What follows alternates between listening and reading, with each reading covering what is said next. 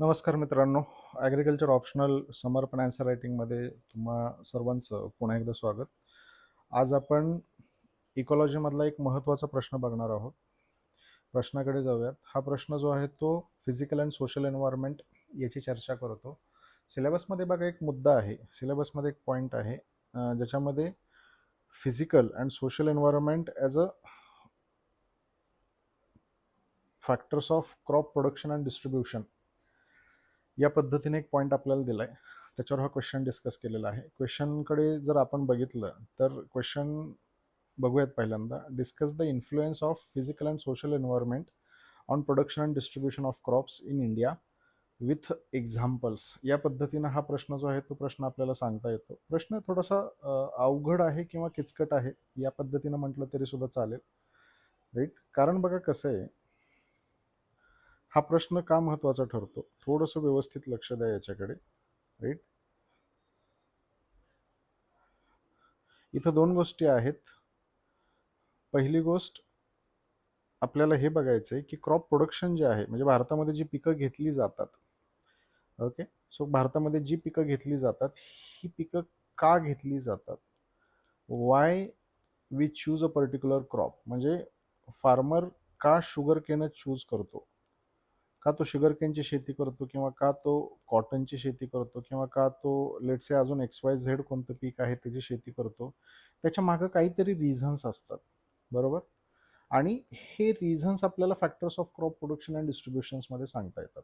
या रिझन्सलाच आपण फॅक्टर्स ऑफ क्रॉप प्रोडक्शन आणि डिस्ट्रीब्युशन म्हणणार आहे, बरोबर. एकच सेकंद. क्रॉप प्रोडक्शन आणि क्रॉप डिस्ट्रीब्युशन आपण त्याला म्हणणार आहे, राईट.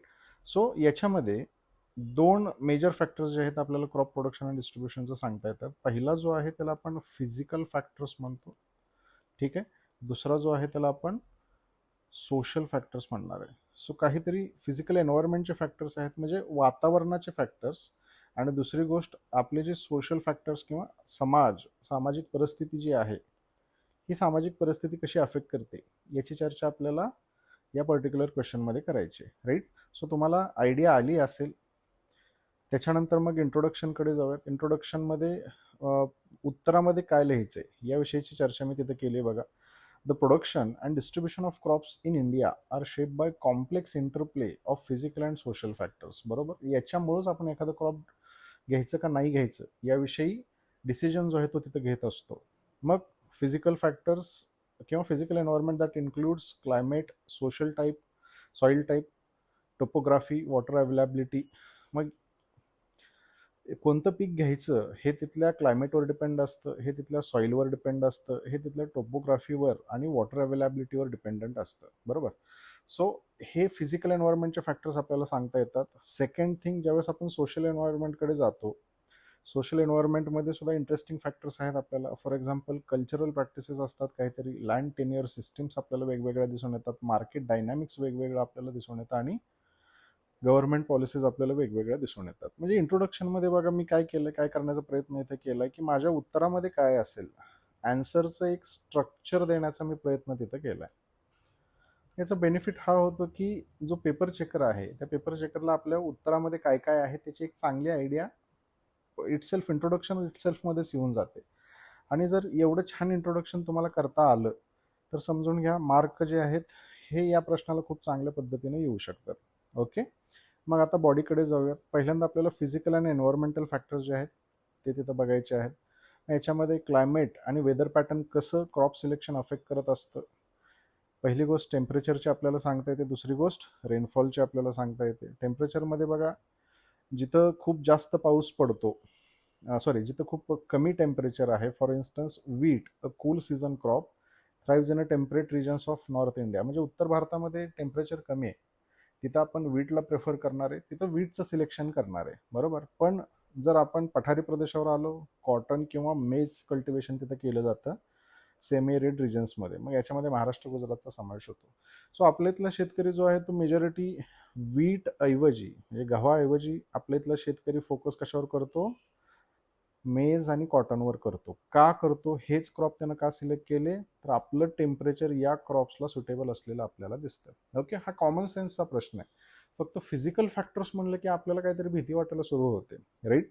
त्याच्यानंतर दुसरी गोष्ट रेनफॉलची आपल्याला सांगता येते. Adequate and timely rainfall essential for crop growth. मग राईस सारखं पीक जे आहे ते वॉटर इन्सेंटिव्ह आहे, खूप जास्त पाण्याच्या प्रदेशामध्येच ते घ्यावं लागतं. आपण आपल्या इथं ते आपण कोकणमध्ये घेणार आहे, भारतामध्ये वेस्ट बेंगॉल आणि केरळामध्ये घेणार आहे. मराठवाड्यातला शेतकरी राईसच्या मागे जाणार नाहीये, का तर तिथं त्याला पाणी कमी आहे, बरोबर. सो रेनफॉल किंवा पावसाचं प्रमाण हे आपल्या क्रॉप सिलेक्शनला खूप मोठ्या पद्धतीने अफेक्ट करत असतं, असं म्हटलं तरी चालेल. ड्रॉट टॉलरंट क्रॉप जे आहेत like millets pulses are cultivated in arid climate such as Rajasthan and Karnataka. आता UPSC मध्ये तुम्हाला सगळ्या राज्यांचं नाव तिथं लिहायचंय, बरोबर. आणि MPSC जर असेल तर मग महाराष्ट्रामध्ये तुम्ही वेगवेगळ्या रिजन्सचं नाव लिहू शकता. आता कोणत्या एक्झामचं प्रिपरेशन करता त्याच्यावर उत्तरामध्ये कंटेंट जो आहे तो यायला पाहिजे. UPSC करत असाल तर तुम्हाला नॅशनल लेवलला क्रॉप डिस्ट्रीब्युशन कसं आहे ते तिथं उत्तरामध्ये जर लिहिता आलं तर चांगले मार्क तिथे येऊ शकतात, बरोबर. त्याच्यानंतर सीजनल व्हेरिएशन्स हे पण आपल्याला दिसून येतं की क्रॉप सिलेक्शनला अफेक्ट करत असतं. खरीप सीझनमध्ये आपण मॉन्सून असल्यामुळं राईस, मेज, कॉटनचा विचार करतो. रबीमध्ये आपण व्हीट, बार्ली आणि पीसचा विचार करतो, राईट. क्लायमेट चेंज सुद्धा अफेक्ट करते बघा. बऱ्याचदा काय व्हायला लागलं आता पिकं जी आहेत ही पिकं आपण पिकांचं सिलेक्शन बदलतोय.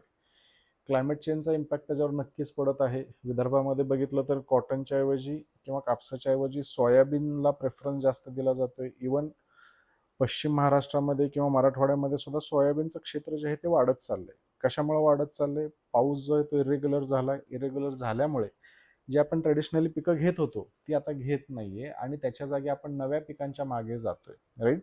सो हे सध्याचं म्हणजे रिसेंट टाइम्समध्ये क्लायमेट चेंज एक मेजर फॅक्टर आहे आपल्या क्रॉप सिलेक्शनमध्ये, असं म्हटलं तरी चालेल, राईट. भारताचं एक्झाम्पल इथं दिलंय. हिमाचल प्रदेशमध्ये ॲपल कल्टिवेशन केलं जातं, पण त्याच्यामध्ये चेंजेस आपल्याला सध्या दिसून येत आहेत, राईट.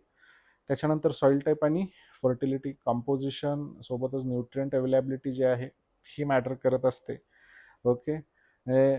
जर आपण बघितलं तर ब्लॅक कॉटन सॉइल असतील तर त्याच्यामध्ये आपण कशाचं उत्पादन घेणार आहे? कॉटनचं उत्पादन घेणार आहे, ओके. सो त्याच्यामध्ये वेगळे क्रॉप्स येतात, पण ज्या पद्धतीनं कॉटन येतं त्या पद्धतीनं बाकीचे क्रॉप्स तिथे येणार नाही आहेत, राईट. मग हे सुद्धा अफेक्ट करतं आपल्या क्रॉप सिलेक्शनला. म्हणजे आपल्या इथं राईस, व्हीट येऊ शकतं, पण ज्या पद्धतीचं उत्पादन इंडो गँगॅटिक प्लेन्समध्ये होतंय तेवढं चांगलं उत्पादन आपल्याला आपल्या एरियामध्ये नाही दिसत, बरोबर. न्यूट्रिएंट अवेलेबिलिटी हा एक पुढचा फॅक्टर आहे. Nutrient rich soil support high yielding crop. For instance fertile alluvial soils in Indo-Gangetic plains contribute significantly to the green revolution, boosting the wheat and rice production. Okay. So ही theme जी आहे ती continue ठेवता येते आपल्याला. त्याच्यानंतर topography आणि लँडफॉर्म हा पुढचा फॅक्टर आपल्याला सांगता येतो. मग याच्यामध्ये माउंटेन्स आहेत. माउंटेन रिजनमध्ये आपण झाडं घेणार आहे. प्लॅटो रिजन्समध्ये आपण मिलेट्स आणि पल्सेसचं प्रोडक्शन घेणार आहे. प्लेन्समध्ये आपण राईस, व्हीट आणि शुगर केनचं प्रोडक्शन घेणार आहे. कारण हे फिजिकल फॅक्टर्स आहेत जे तिथल्या एरियाला खूप चांगल्या पद्धतीनं लेट्स से डिनोट करत असतात. माउंटन्समध्ये आपण बघितलं तर बार्ली आणि पोटॅटो, ओके, याला सुद्धा प्रेफरन्स तिथं नक्कीच देऊ शकतो. मग आता सोशल फॅक्टर्सकडे जाऊया. सोशल फॅक्टर्समध्ये पहिली कल्चरल प्रॅक्टिस आणि ट्रेडिशन्स. शेतकरी ट्रेडिशन्सला खूप फॉलो करतात बघा, बरोबर. कल्चरल प्रॅक्टिस आणि ट्रेडिशन्सला खूप फॉलो केलं जातं. म्हणजे आधीच्या काळामध्ये जी पिकं घेतली जातात, आधीच्या जनरेशन्सनी ज्या पिकांना प्रेफरन्स दिलेला आहे, जनरली त्या पिकांनाच प्रेफरन्स सध्याचा शेतकरी सुद्धा बऱ्याचदा देत असतो, बरोबर. वंश परंपरेनं आलेलं शेतीची पिकं या पद्धतीनं शेतकरी तिथे करणार आहे. यामध्ये एक्झाम्पल आपल्याला देता येतं ट्रेडिशनल क्रॉप प्रेफरन्समध्ये cultivation of crops like basmati rice in Punjab and Haryana, बरोबर. का तर पहिल्यापासून तिथं बासमतीचं उत्पादन घेतलं जातं, म्हणून आजही बासमतीचं उत्पादन तिथं घेतलं जाणार आहे. आता आर्थिक कारणं पण आहेत, राईट. कारण याला पैसे जास्त मिळतात आणि हे जास्त मिळालेले पैसे शेतकऱ्याला त्याच उत्पादनामध्ये ठेवतात. आपल्या इथं स्ट्रॉबेरीचं एक्झाम्पल आपल्याला नक्कीच देता येईल, राईट. स्ट्रॉबेरीचं देता येतं किंवा जोवारचं देता येतं. त्याच्यानंतर इंडिजिनस ॲग्रिकल्चरल प्रॅक्टिसेसमध्ये शिफ्टिंग कल्टिवेशनचं एक्झाम्पल आपल्याला देता येईल. In north east India preserve biodiversity, maintain ecological balance. आजही आदिवासी जमाती ज्या आहेत त्या शिफ्टिंग कल्टिवेशनला प्रेफर करत असताना आपल्याला दिसतात. पुढं मोनोकल्चर आणि polyculture. Traditional polyculture practice in agriculture Kerala like Kole cultivation ensure food security and ecological balance, जे की आजही फॉलो केलं जात आहे. त्याच्यानंतर लँड टेन्युअर सिस्टीम हा एक इंटरेस्टिंग सोशल फॅक्टर आहे ज्याच्याकडे लँड कमी आहे तिथं सबसिस्टन्स फार्मिंग केली जाणार आहे, बरोबर. आणि ज्याच्याकडे लँड जास्त आहे तिथं इंटेन्सिव्ह ॲग्रिकल्चर केलं जाणार आहे, बरोबर. याच्यामुळं तर पिकं कोणती घ्यायची ते आपण ठरवतोय, हे आपल्याला सगळ्यांना माहित आहे बघा, फक्त एक प्रॉपर स्ट्रक्चरमध्ये कोडिफाय करायचंय. Fragmented land holdings in states like Bihar hinder large scale farming while consolidated land holdings in Punjab Haryana support intensive agriculture. Okay, हे एक एक्झाम्पल देता येईल आपल्याला. पुढचं एक्झाम्पल मार्केट डायनॅमिक्सचं आहे, बरोबर. मार्केट ॲक्सेसिबिलिटी आणि अवेलेबिलिटी जी आहे ही अफेक्ट करत असते. Proximity to market drives the cultivation of crash crops like cotton in Maharashtra आणि गुजरात. आता महाराष्ट्र किंवा गुजरातचा जर आपण विचार केला तर इथं मुंबई पोर्ट आहे, बरोबर. मुंबई पोर्ट हे व्यापारासाठी प्रसिद्ध आहे. इथून कपड्याचा व्यापार चालायचा आधीच्या काळामध्ये.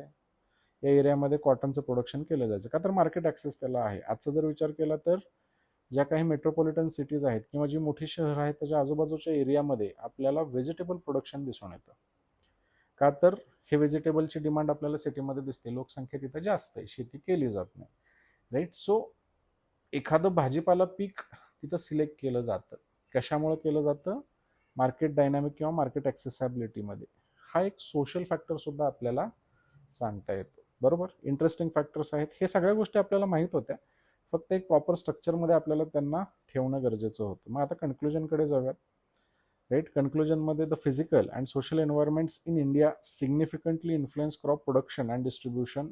Effective agricultural strategies must consider these factors to enhance productivity, ensure food security and support sustainable development. जिथं काय सुचत नाही तिथं सस्टेनेबल डेव्हलपमेंट लिहून टाका आणि जय हिंद जय महाराष्ट्र करून टाका.